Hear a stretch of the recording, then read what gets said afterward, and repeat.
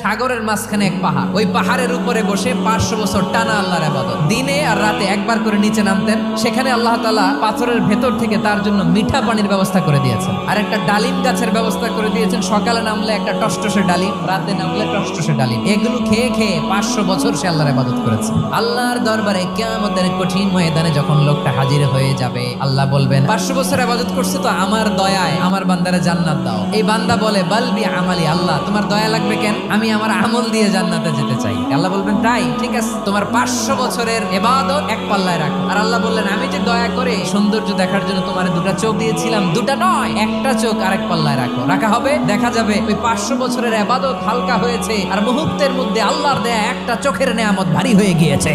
ফলাফল দেখো, হিসাব বলে তুমি এখন জাহান্নামে যাবা, যাও এবার জাহান্নামে যাও। এবার লোকটা কাচুমাচু করে বলে আল্লাহ এবার আমি বুঝতে পেরেছি তোমার দয়া ছাড়া দুনিয়ায় কেউ জান্নাতে যেতে পারবে না।